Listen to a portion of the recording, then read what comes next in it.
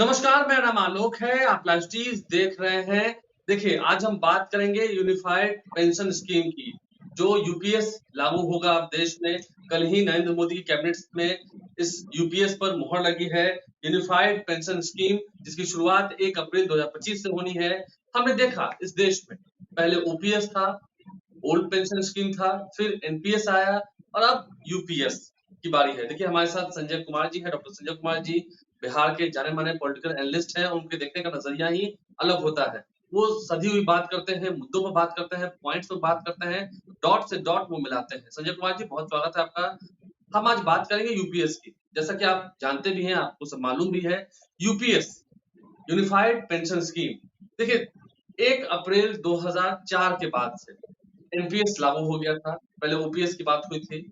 अब जब एनपीएस के बाद ये यूपीएस आया है, तो जो इनके चेयरमैन रहे हैं इस कमेटी के, वो कह रहे हैं कि ये ज़्यादा अच्छा है।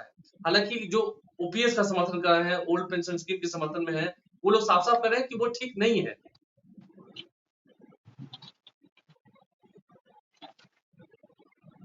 जी, आपके सवाल क्या हैं?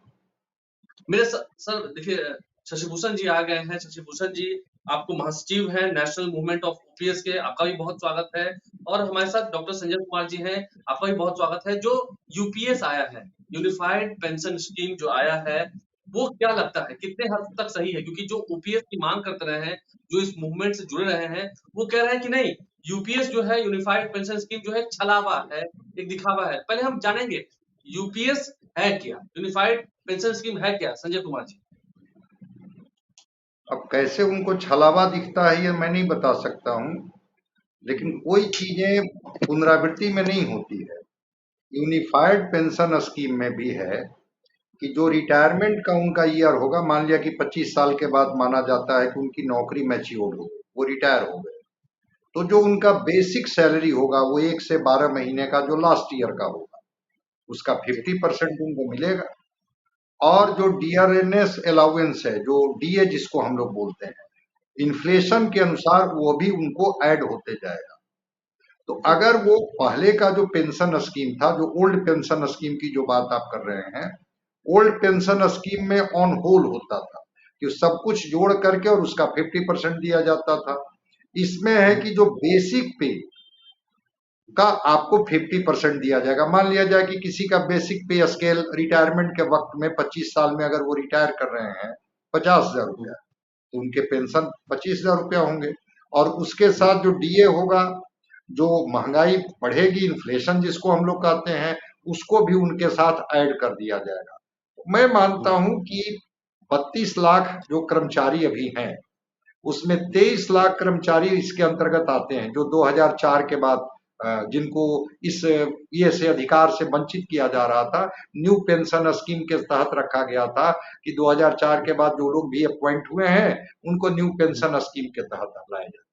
तो उसमें ये जोड़ा गया, यूनिफाइड पेंशन स्कीम को रखा गया कि नहीं, कर्मचारियों की सुरक्षा और कर्मचारियों के भविष्य, जो उनकी सेवाएं होती हैं देश के लिए, उन सेवाओं को ध्यान में रखते हुए इस स्कीम को लाया गया। एक पीएफ का भी सवाल था कि ओल्ड पेंशन स्कीम में जब लोग रिटायर करते थे, तो उनको एक मुश्त राशि मिल जाती थी रिटायरमेंट के समय, और उस समय उनको पेंशन भी फिक्स कर दिया जाता था कि आपको पेंशन इतना मिलेगा। अब वो पीएफ के बारे में भी बात हुई है, और वहां भी कहा गया है कि बिल्कुल जो राशि आपकी कटी है सरकार के खाते में जमा है, जब आप हुँ, सेवानिवृत्त होंगे, रिटायर होंगे, तो वो एक मुश्त राशि आपको मिल जाएगी। रह गई बात कि 10 साल भी अगर किन्हीं ने सेवा अपनी दी है और वो वॉलेंटरी रिटायरमेंट ले लिए, या वो उस जॉब से संतुष्ट नहीं है, सरकारी सेवा से अपने को मुक्त कर लिए, उनके लिए भी प्रोविजन किया गया कि आपको 10,000 रुपए की राशि मिले। जो उनके परिवार है, फैमिली पेंशन है, जो कर्मचारी जो बीच में ही मान लिया जाए कि कार्यावधि में ही उनका निधन हो गया, उनके लिए भी हुँ, कहा गया कि फैमिली पेंशन के तौर पर 60% जो है आपके परिवार को दिया जाएगा। तो अगर यूनिफाइड पेंशन स्कीम, अब सारे स्कीम को हूबहू तो लागू नहीं किया जा सकता है, वो जो देश का टैक्स का पैसा है वही पैसा कर्मचारियों के वेतन के रूप में दिया जाता है। लेकिन हाँ, न्यू पेंशन स्कीम को लेकर के जरूर कर्मचारियों की शिकायत थी कि ओल्ड पेंशन स्कीम में तो सिक्योरिटी थी, ये न्यू पेंशन स्कीम के तहत आपने जो किया वो कहीं से भी हमारे बाकी बचे हुए जीवन के लिए उपयुक्त नहीं है। बस अंतर इतना ही आप समझिए इसको कि ओल्ड पेंशन स्कीम में सबको क्लब करके और उसका 50% दिया जाता था, इसमें बेसिक पे का 50% दिया जाएगा। लेकिन बाकी जो चीजें हैं जैसे महंगाई के तहत ओल्ड पेंशन स्कीम में भी उनका डीए ऑटोमेटिक जुड़ जाता था, इसमें भी डीए जोड़ने का प्रावधान कर दिया गया है। पीएफ का भी प्रोविजन अभी तो सरकार घोषणा नहीं की है, लेकिन एक तरह से एश्योरेंस दे दी है कि बिल्कुल जब आप सेवानिवृत्त होंगे तो आपको एक मुश्त राशि इतना सरकार देगी। नहीं, हमारे साथ शशिभूषण जी हैं। शशिभूषण जी, आप तो नेशनल मूवमेंट में रहे हैं, ओपीएस के आप बहुत पैरविकार रहे हैं। ये जो यूपीएस आया है, unified pension scheme, Sanjay ji तो कह रहे हैं, पॉलिटिकल एनालिस्ट है, कि बहुत अच्छा है, सरकार ने अच्छा तोहफा दिया है। आप लोगों को क्या दिक्कत है इससे? धन्यवाद। सबसे पहले मुझे इस प्लेटफॉर्म पे कर्मचारियों के आवाज को उठाने के लिए, मुझे शामिल करने के लिए बहुत बहुत धन्यवाद आलोक जी। ये संजय सर बता रहे थे, ये शायद पॉलिटिकल एनालिस्ट हैं इसीलिए ऐसा बोल रहे हैं। चूंकि हम कर्मचारी के नेता हैं तो हम कर्मचारी के का हक का बात करेंगे। आप मुझे 1 मिनट टाइम दें, मैं पहले ओपीएस के बारे में समझा दूं। पुरानी पेंशन व्यवस्था में यूपीएस में दिक्कत क्या है? ओपीएस हम लोग सब दोनों को मालूम है, लोगों को भी मालूम है। आप बताइए यूपीएस में क्या दिक्कत? इसमें हाँ, यही तो मैं बता रहा हूँ। ओपीएस और एनपीएस में एक मोटा अंतर यह है कि ओपीएस में जो हमारा 10% की कटौती होती थी, जो जीपीएफ अकाउंट में रहता था, बिहार सरकार का मैं कर्मचारी हूँ तो बिहार सरकार के पास रहता था, उसका उपयोग बिहार सरकार करती थी। अब क्या है, एनपीएस में वो कटौती मुझे रिटायरमेंट के टाइम वापस दिया जाता था। कुछ हिस्सा रख करके पेंशन फंड में लगाया जाता था, फिर पेंशन जितना बने 200, 500, 400 जो भी बने उतना दिया जाता था। अभी क्या है कि जो हमारे बेसिक का 10% कटौती है उसे रख लेने का बात है, मतलब वो स्पष्ट ही नहीं है उसका क्या होगा। हमारे वेतन का जो 10% कट के एनपीएस में जो जा रहा है, पीएफआरडीए उसको शेयर मार्केट में लगा रही है, उसका क्या होगा? तो 10% हमारे पूरे वेतन, आपको एक मुश्त देने की बात हो रही है? नहीं हो रही है ना इसमें। हम नहीं हो रहा है इसमें।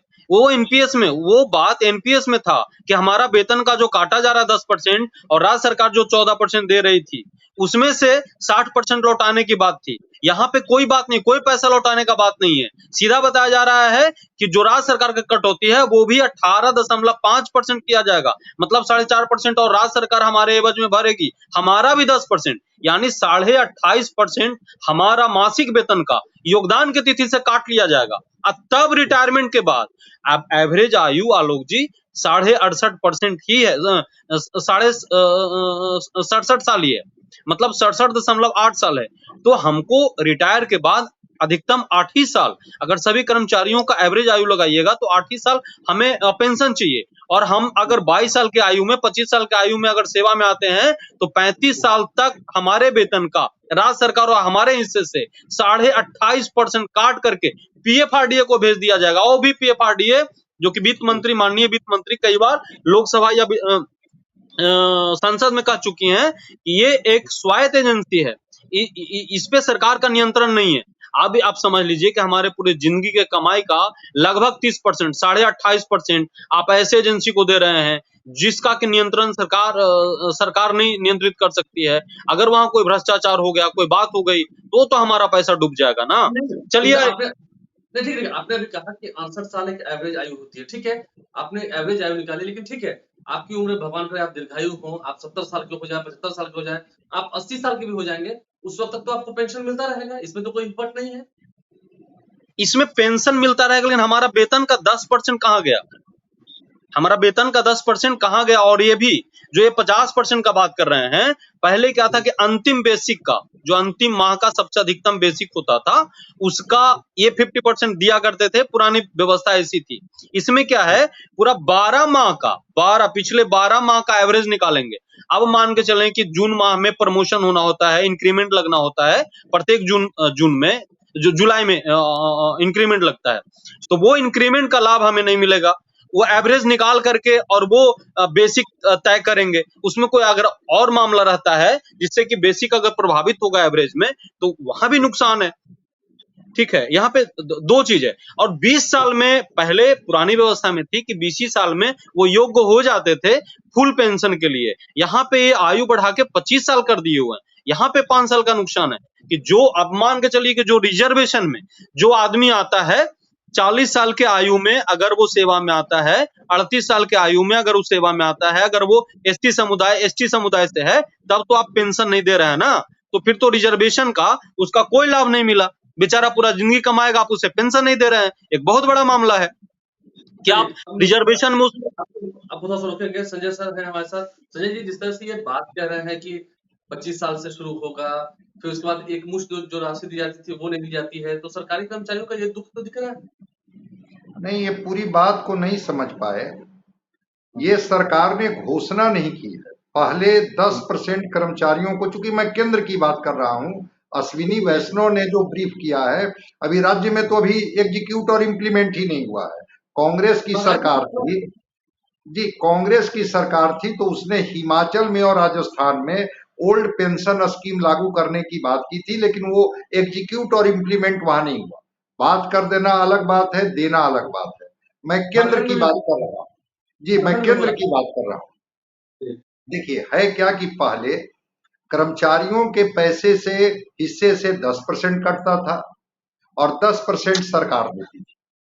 अब वो राशि सरकार कह रही है कि हम 10% की जगह पर अब हम 18% दें। 14% फिर अब 18% की बात, और 10% ही कर्मचारियों को देना होगा जो उनकी सैलरी से कटे। जो एक इनकी आशंका है, हाँ जी बिल्कुल, जो इनकी आशंका है, जो इनकी शंका है कि ठीक है सरकार ही हमको दे रही है 18% या हमारे हिस्से में जमा कर रही है और 10% मेरा कट रहा है, वो 28% सरकार इस पर करीब करीब, अभी मैं ऑल इंडिया रेलवे फेडरेशन के जनरल सेक्रेटरी को सुन रहा था, सम्मिश्रा जी हैं, उन्होंने स्पष्ट कहा कि सरकार एक तरह से एश्योर कर दी है कि वो 28% की राशि हमारी है, और जब हम रिटायर करेंगे, जब सेवानिवृत्त होंगे, तो जब सेवानिवृत्त होंगे तो उस समय वो राशि सरकार देने के लिए तैयार है। वो राशि चूंकि मेरी है, ठीक है, हमारे सर्विस पीरियड में वो राशि सरकार कहाँ लगाती है, क्या करती है, वो सरकार का पार्ट है, लेकिन जैसे ही हम सेवा से निवृत्त हो जाते हैं, रिटायर कर जाते हैं, वो राशि मेरी है और वो राशि हमें मिलेगी, नहीं मिलने का कहाँ सवाल है। इसलिए इस आशंका को मैं क्लियर कर देना चाहता हूँ। दूसरी बात, भाई आज नहीं मिलेगी जी जी जी राशि की बात कर रहे हैं कि नहीं मिलेगी। मैं तो कह रहा हूं कि ये इनकी आशंका है।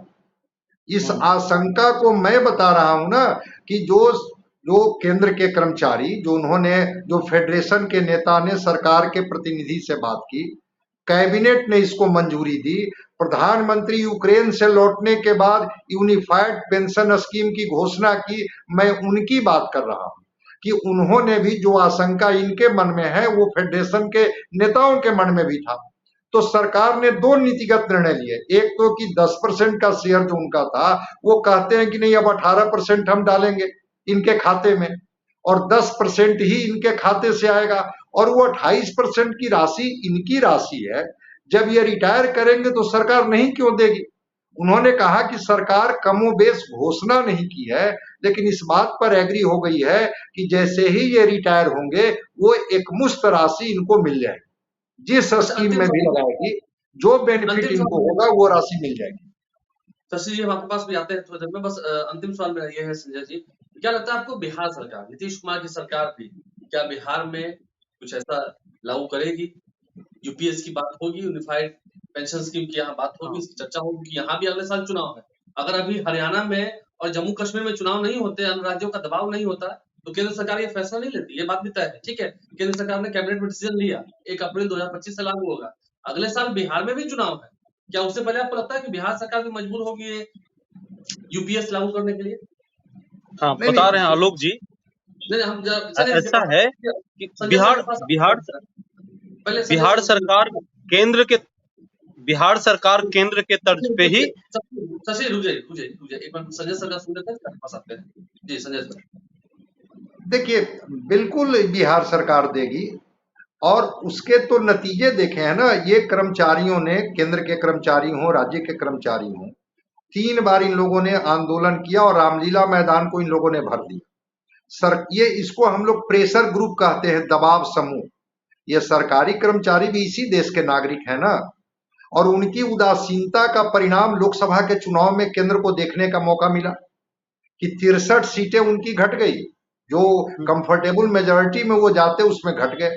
हिमाचल में जब वहां की कांग्रेस की सरकार ने घोषणा की तो उसके बाद देखिए हिमाचल में कांग्रेस कैसे, तो ये तो पॉलिटिकल सवाल है। और बिल्कुल केंद्र जो योजनाओं को लागू करती है, राज्य की सरकार भी उसको एक्ट करती है। आपने देखा होगा कि केंद्र जब बढ़ाती है, डीए बढ़ाती है, टीए बढ़ाती है, अलाउंस बढ़ाती है, तो राज्य भी कुछ दिन के बाद अपने खाते में अपने हिस्से से जो उनको होता है वो बढ़ा देती है। तो निश्चित रूप से चुनाव तो एक मुद्दा है, लेकिन चुनाव से ज्यादा जिस तरह से नरेंद्र मोदी जी ने कर्मचारियों के हित और कर्मचारियों की कर्मठता और कर्मचारियों की ऊर्जा को लेकर के कहा है, एक सकारात्मक बात की है। सकारात्मक कर्मचारी तो अपनी बात करेंगे, अपनी मांग को रखेंगे, मजबूती से रखेंगे। सरकार की भी एक अपनी लिमिटेशन है, उसका भी फाइनेंस क्या अलाउ करता है, उसके आधार पर वो सरकार निर्णय लेती है। तो जो आपके सवाल हैं, बिल्कुल मुझे लगता है कि केंद्र के इस फैसले के बाद राज्य की सरकार भी यूनिफाइड पेंशन स्कीम को रखेगी, चूंकि ऑप्शन है इसमें। आपको चुनना है कि आप एनपीएस चुनेंगे, न्यू पेंशन स्कीम चुनेंगे या यूनिफाइड पेंशन स्कीम चुनेंगे। ओल्ड पेंशन स्कीम वाली बात तो अब 2024 में 4 में खत्म हो गई, तो आपको ऑप्ट करना है। अब उसके बाद भी जो जो कठिनाइयां हैं, पहले जो लोग 2004 में रिटायर किए हैं उनको कितना वेतन मिलता था जोड़ लीजिए, और उसका 50% पेंशन कितना होता था। जो 2004 में अपॉइंट हुए हैं उनकी सैलरी कितनी है जोड़ लीजिए, और जो 2025 साल के बाद 29 में रिटायर करेंगे उनका ये वेतन कितना होगा। अब तो बात हो रही है मूल वेतन की, मूल वेतन में से ही 50% मिलेगा। हाँ, मूल बेसिक जो उनका होगा, जैसे वो भी रिटायरमेंट के साल का बेसिक इंक्रीमेंट बढ़ते बढ़ते इनका बेसिक सैलरी भी तो बढ़ जाएगी। तो मान लिया कि अंतिम साल जिस साल इनका रिटायरमेंट है, वो एक साल में एवरेज में बहुत अंतर नहीं आएगा, थोड़ा बहुत अंतर आएगा।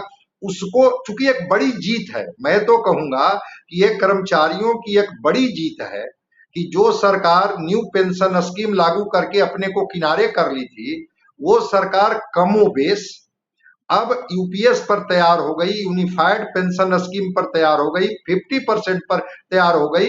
तो जो लोग रिटायर करेंगे जरा वो अपना जोड़ लेंगे कि कितने का अंतर। हम समझते हैं कि थोड़े बहुत का ही अंतर पड़ेगा, इसीलिए मैं बार बार इसको दोहरा रहा हूं कि कमोबेश यूनिफाइड पेंशन स्कीम में भी कर्मचारियों को इसका लाभ मिल जाएगा।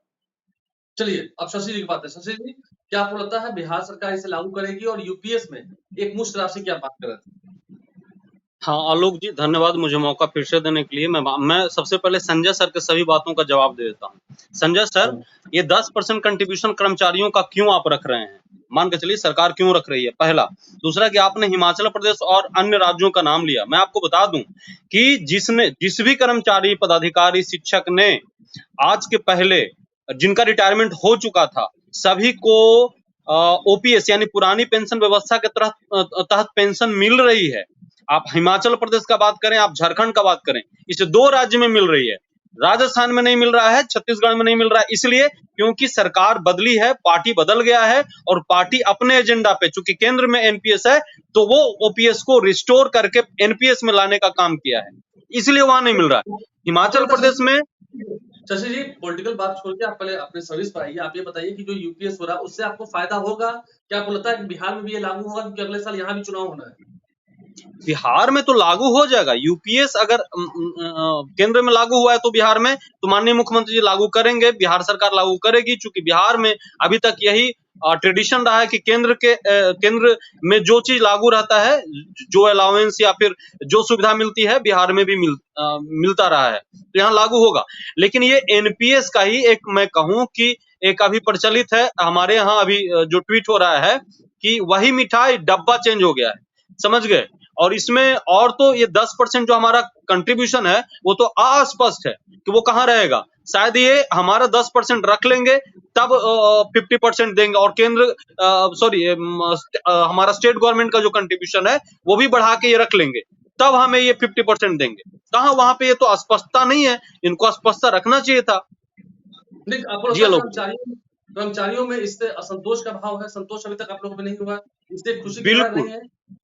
बिल्कुल असंतोष है। सबसे पहले मैं ये बता दूं कि फेडरेशन के जो लोग माननीय प्रधानमंत्री से मिलने गए थे वो सभी पुरानी पेंशन में हैं। न्यू पेंशन व्यवस्था का एक सिंगल कर्मचारी, पदाधिकारी, शिक्षक उस डेलीगेशन में शामिल नहीं है।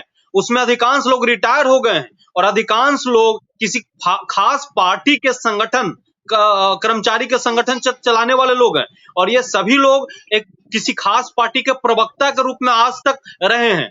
तो इनसे कर्मचारियों का कोई खास उम्मीद नहीं है। ये तो वही बोलेंगे जो सरकारें चाहेंगी, जो वो पार्टियां चाहेगी, मतलब जिसके ये पाले हुए कर्मचारी संगठन के नेता हैं। तो इनसे हम लोगों को चलिए, उम्मीद नहीं है। बहुत ज्यादा रोष इस बात के लिए है कि एनपीएस में शामिल कोई डेलीगेशन में लोग नहीं था, शामिल कराना चाहिए था। चूंकि एनएमओपीएस ने, विजय बंधु के नेतृत्व में एनएमओपीएस ने बहुत बड़ा इस देश में आंदोलन खड़ा किया है। निश्चित रूप से एनएमओपीएस का कोई ना कोई एक पदाधिकारी, कोई ना कोई हमारे राष्ट्रीय अध्यक्ष, राष्ट्रीय महासचिव, किन्हीं को बुलाया जाना चाहिए था। इनसे भी बात मांगा जाना चाहिए था कि चूंकि आप एनपीएस से ग्रसित हैं, आप एनपीएस से आच्छादित हैं, तो आप ज्यादा बेहतर ढंग से बात को रख सकते हैं। हम अगर ग्रसित हैं जिस बीमारी से और कोई बीमारी से ग्रसित नहीं है, तो जो बीमारी से ग्रसित आदमी नहीं है वो अच्छे से उस बीमारी के बारे में व्याख्यान नहीं कर सकता है। तो एनपीएस के कर्मचारी हम हैं, एमपीएस के कर्मी हम हैं, तो हम अच्छे ढंग से रख सकते थे। इसलिए एनएमओपीएस के नेताओं को बुलाया जाना आवश्यक था। जी आलोक जी। बहुत शुक्रिया आपका शशिभूषण जी, डॉक्टर संजय कुमार जी, बहुत शुक्रिया आप दोनों का यूनिफाइड पेंशन स्कीम पर चर्चा करने के लिए। हमने चर्चा की है, उसका पॉजिटिव पार्ट भी जाना है, उसका नेगेटिव पार्ट भी जाना है, जो कर्मचारी हैं उनसे जानने की कोशिश की है। उम्मीद है बिहार में भी ये लागू होगा, जल्द लागू होगा। आप लाइव से साथ बने रहें, हमारे चैनल को सब्सक्राइब कर लें, साथ साथ फेसबुक पेज लाइक करें। धन्यवाद।